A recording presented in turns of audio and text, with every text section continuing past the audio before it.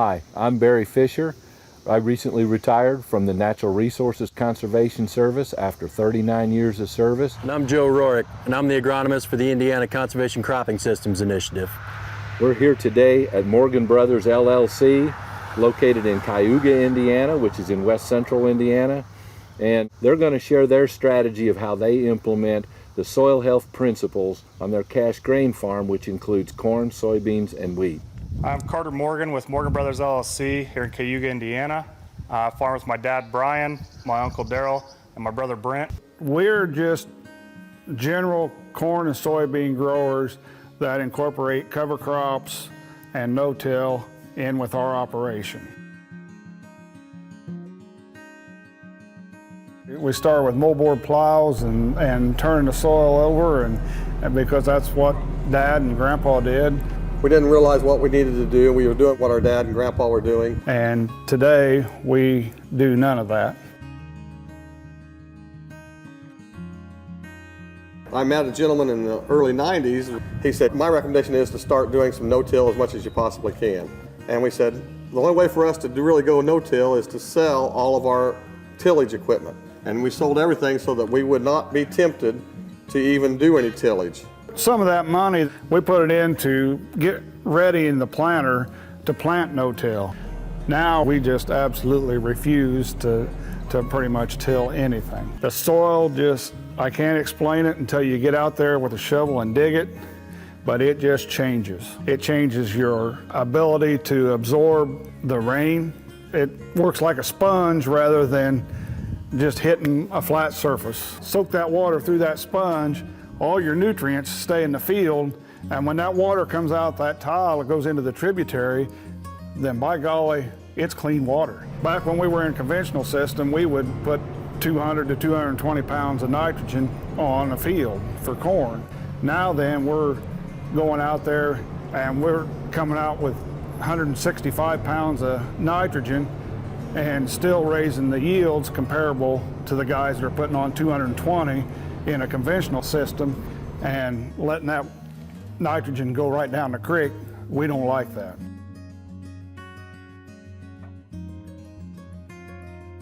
Our corn is just as green as everybody else's, but we don't use near as many chemicals as we were before. With cover crops, to keep the weeds down, we saved ourselves $10 an acre in herbicides, and our cover crops expense was $5. We're firm believers in the cover crops now. We have cover crops on almost every acre. We plant green into everything, and then we will kill it. We either crimp it with a roller crimper, and then usually we will take a Roundup pass, at least, to make sure that our cover crop is dead.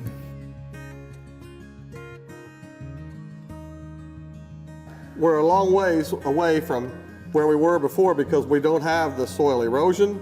We are able to do it with a lot less, burning a lot less fuel, with a lot less horsepower tractors. It's hard to visualize where we were before and where we are now, but we know we're in the right place. Daryl and I took that leap of faith back several years ago, and the two young guys have just, I say they've absorbed it because they grew up with it. They were brought up with the no-till. Now then, they're taking it to a different level. I thought this was next level. I thought it worked everywhere, and just couldn't believe everybody didn't do it, honestly. Some practices, honestly, that we're doing now are not any different than people were doing in the 40s, 50s, and 60s. It's just new technology is changing the way things are done.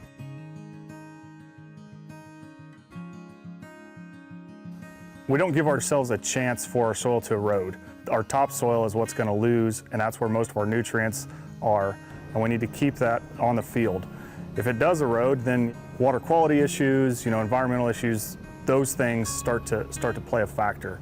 If we're not disturbing the soil and we add cover crops, then we're holding moisture, keeping the temperature down. We know what weeds we're going to have, when they're going to come out, and we can terminate those accordingly. When we put the tile below the ground, if we get the excess water away, in turn it becomes aeration, so the air can get in, and if we have our roots and our pores and our earthworm holes then air can get in the top, air can get in the bottom, and everything can breathe and everything can function. Environmentally, that's the best thing we can do because they're taking up the sunlight, capturing it, carbon into the soil, just keeping nutrients in place, keeping soil in place, and it just all works together.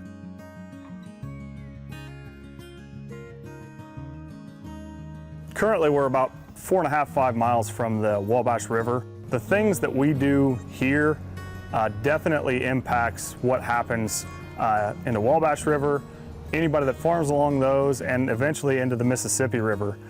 We pay enough for our nutrients and our soil. I want to keep those in place. When we get a rain event, I want that rain to go into our soil and stay here so we can use it so it doesn't flood the next guy.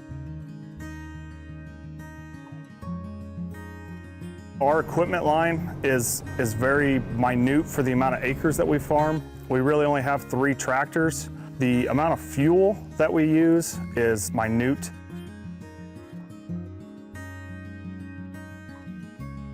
We have about $5.40 invested in cover crop seed. We were able to eliminate $15.75 in herbicide cost. In turn, that's about $10 an acre for this farm that saved us.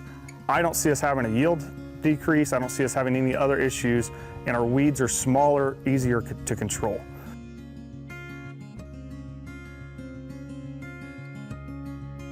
Change is hard. Probably your average farmer age is probably Dad and Daryl's age. If a lot of those guys are looking, hey, I'm gonna retire in 5 years, I don't want to change anything different. I don't want to add anything else to my plate. Having that help from NRCS or any other organization, especially in the state of Indiana, groups work together, and when groups work together, you get more done.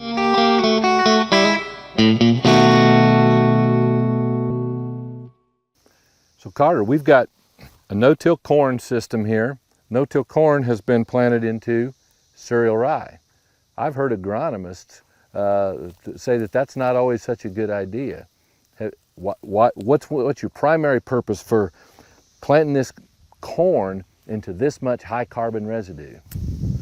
So our thought is we would rather have a cover crop than no cover crop. Any cover crop is going to be better than no cover crop. So the reason we have cereal rye out here is because this farm didn't get harvested till probably the 1st or 2nd week of October. We ran out of cover crop options for our climate, so we end up planting cereal rye. You've got really good cover. And what's one of our #1 principles of soil health is keep the soil covered, right? And that's what you're following, right? On a really hot day like we got here, we stuck a thermometer in here just a little while ago. It's high 80s today. The soil temperature, however, was only 88 degrees. And we went across the road, and in the surface of the soil over there in a more tilled or more bare soil situation, we had soil temperatures over 120 degrees. So let's dig into the soil here a little bit and just see what is our #1 principle of keeping the soil covered. What's that doing for us as we dig into the soil? First of all, it's a really hot day. It's been dry, and the shovel went in the ground. So that's always positive. Let's talk about another one of our principles of minimizing disturbance. So what's that clean slice right there by your right hand? We've got a clean slice here where we've already side dressed the nitrogen in there. So we have a very, very minimal disturbance where we deposited our side dressed nitrogen. We're spoon feeding nitrogen to this corn crop, getting it below the soil residue so that this high carbon can't be tying up that nitrogen. The other thing that we're really by having no disturbance, notice that this soil is not crusted. It has a lot of architecture to it. We can see soil aggregates right at the surface that's going to be ready to take water in. And so when we talk about soil health, why we're even interested in soil health is protecting soil function. So when rain is scarce, We want every drop to be able to go into the soil exactly where that drop of rain landed. If it has the opportunity to go in and into the matrix of the soil, now it's eventually going to be available to this corn crop. Even in a dry period, this soil is moist. There's plenty of moisture because it's like a sponge. We've got a soil that in a dry, hot time crumbles apart easily in your hand. We could probably go to a very close by field, and to break that soil in your hand, you'd almost bring blood. You know, you would it would almost cut your hand. So this is a soil that we've built some aggregate stability. It's got tilth. This is the kind of granular structure that we're really striving to get back into these soils. So we've covered two of the primary principles, and so now, you know, adding this cool season grass, you know, in a corn bean rotation, that's not very diverse. So what do you do to finish and add diversity? One of our, you know, third principle. We do have wheat in our rotation that we'll harvest 1st of July, and then we'll put a multi-species 6, 8, 10-way mix out as well. And that's going to provide additional food and more high quality food for the organisms that live in the soil. When it comes to disturbance, talk to me about chemical disturbance. When we planted this farm green and we crimped it right away, we just made the decision that we were just going to spray Roundup to help terminate the cereal rye and just see what happened. And we had a really, really clean field. I came back and side dressed, and we just started seeing little bitty water hemp. And so we decided we needed to spray to terminate the water hemp. But within that, we were able to pull out 2 major products that actually cost us about $15.75 an acre, and the cover crop cost was about $5.40. So that was essentially a $10 benefit to us right off the bat. Carter understands the economic threshold of we still have to be profitable. And 1 or 2 weeds in the field does not justify an entire 60-acre sprayer pass. So you also have to justify the economic threshold of, is it justifiable to drive that sprayer out there? Or can you live with 1 or 2 water hemp plants? And from an integrated pest management, we've got all this residue here too. Have you adapted your pest, your insect and that pest management program at all? We want to promote our good bugs to balance our bad bugs. There's a natural balance out here that if we just keep using retail products, you miss that balance. You feel like you're probably reducing your overall pesticide application. Oh, yeah. If we need to spray something, we are okay spraying. But again, it's that minimize, you've talked about that. The tillage is a disturbance, chemicals are a disturbance, fungicides are a disturbance. We're going to probably do some of those, but yes, we pull them back and only use them as needed. So Barry, you mentioned our third principle of maximizing biodiversity, and then feeding the soil microbes and the soil fauna. So did you see any while you were in there digging? Yes, I did. I mean, the beauty is you don't have to dig very far before you're immediately seeing evidence of organisms living in the soil and earthworms. Like there's an immediate 2 holes. Imagine the aeration that you get if you've got 2 holes or earthworm holes or pores within a 2-inch square. Take that across the entire field, and now you've got the air capacity getting down into the soil that is going to provide oxygen to the roots. More importantly, oxygen to the organisms that are associating with those roots. And to our 4th principle of continuous living roots, you mentioned a lot of times you come in here with wheat, and right after the wheat comes off, you plant More covers. More covers. When those covers die, they carry all the way through till you plant your next crop. That continuous living root, and the reason we want a continuous living root is because that continuous living root means there's a living plant above it, capturing that free sunlight energy, capturing the carbon dioxide out of the air, transferring that carbon down, converting it to sugars and food sources that the organisms in the soil can use.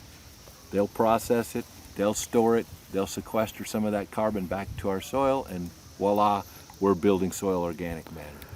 As we put this whole system together, we're building organic matter through and along these roots, and we have those biological hotspots that we've talked about in the classroom.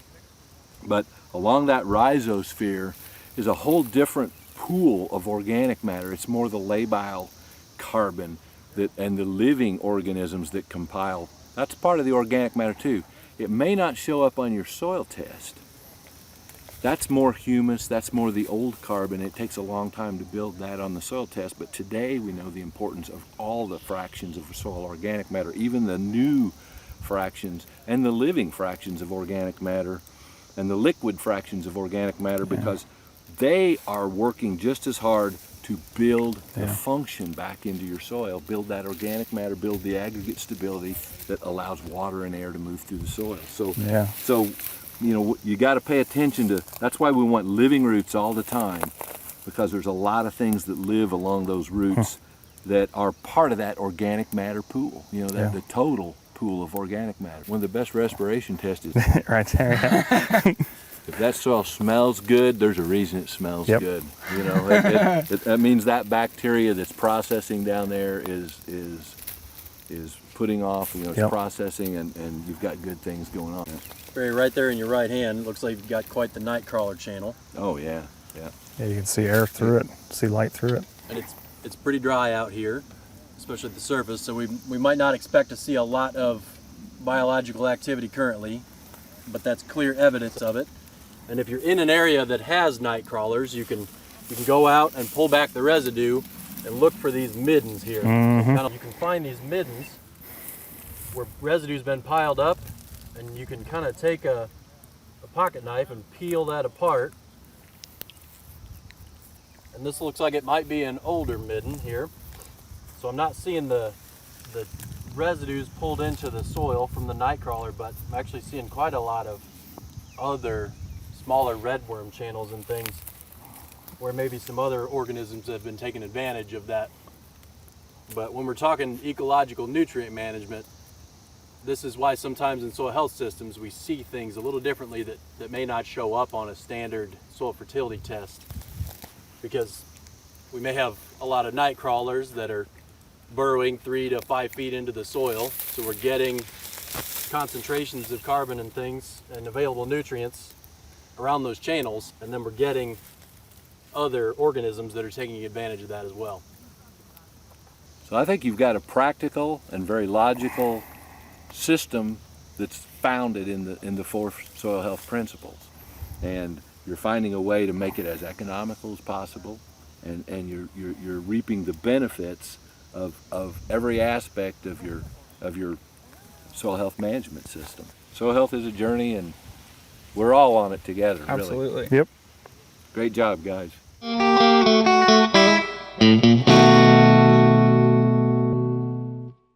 So Brian was talking earlier when the Morgan Farms made the transition from a full width tillage system that included plowing and multiple passes of tillage to a no-till system. They finally made the decision to just sell all that tillage equipment. That freed up some cash, that freed up cash from tractors that they no longer needed, and they reinvested that cash into a planter that was truly equipped to be a no-till planter. So it's really important that we understand that sometimes a planter that's been working perfectly in a tilled seed bed may have some difficulties when we move to a more of a no-till system, and then we further complicate it by adding high biomass cover crops. So we've got to make absolutely sure we don't have things that are wrapping, things that we can't cut through.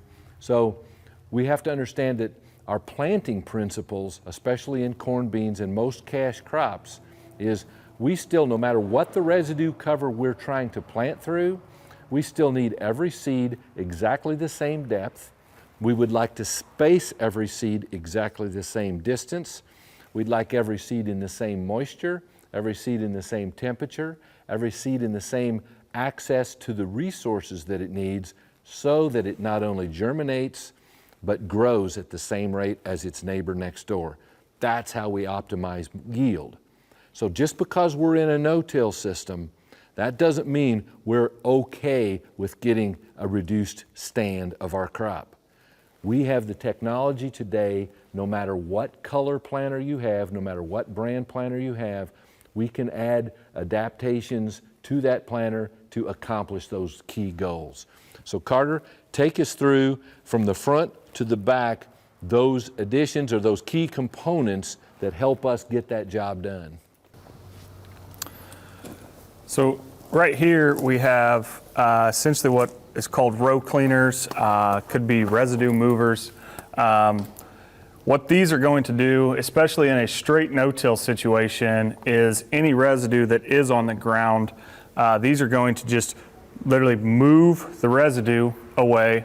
So when your gauge wheels and everything else come in, they're going to plant into just a regular, just a more consistent seed bed. These are very good, like I say, in a straight no-till situation. If you don't have any covers, or if you're in small cover crops, these work very well and just get the residue out of the way. If you're planting into like a cereal rye that is probably over 3 or 4 foot tall, these could have a potential to wrap. And if they wrap, they're gonna just get everything all together and then they stop moving. And if these are not moving, you cannot move the planter. So you see there's a handle right here that allows us to raise these up or down. And if we raise these all the way up, we can essentially take these out of the equation and we don't have to run row cleaners. After the row cleaners, we have gauge wheels, and this is essentially what's controlling our depth. So we have a depth gauge on the back of the planter that we can adjust, and when we're in the shop, we can set each row to the same depth, and then once we get to the field, we get behind the planter and we dig multiple rows to make sure that we are at the same depth. But this is what's going to be running on the ground or your cover crop or whatever. That's what's controlling your depth. And these operate independently so that they walk over imperfections in the field. So that keeps an even more steady depth control to this device. Inside there, it may be hard to see, but you're going to have double discs. No matter what planter that you have, they're going to operate like that, and they're going to make a V or a U pattern, and they're going to cut through any residue or anything, and that's where you're going to put your seed. Having these sharp and functioning is very critical, because if you do come across any residue or anything, you want to be able to cut that. You don't want to grab it and push it down into your slot. If you do that, you can't get your seed closed, and then you have reduced emergence. So once the seed's in the ground, now we've got to close the soil around and get soil firmed around the seed. So yeah, so the seed would be coming in right here. We've got an open slot. We have to get good seed to soil contact. The seed's down in the bottom of the trench, and we have 2 discs right here that are running, and all their job is they're pulling the soil back in, and any of the topsoil is getting pushed in, making good seed to soil contact. And then this is a closing wheel, but you can feel that the center is not solid, so it doesn't just jam it and pack it in. It's called a packing wheel, but it just rides over the top and just kind of closes everything together. Without that system, you don't get the slot closed, you don't have good seed to soil contact, and again, you don't have that emergence. So we're planting corn in there into that high carbon. So we talked about getting some early nitrogen down in our ecological nutrient management in this system. So what's your strategy here? So this may not be the best option, but this is an economical option. So we're running about 35 pounds of nitrogen.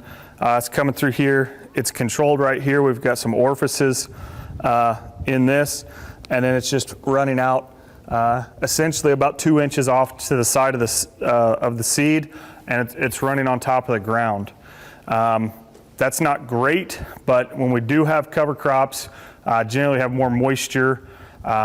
If we're coming in and crimping and those things, we're putting it back to cover on top, and that is a benefit, but that's, again, it's a cheap option for us. So it doesn't have to be a super expensive thing to equip this.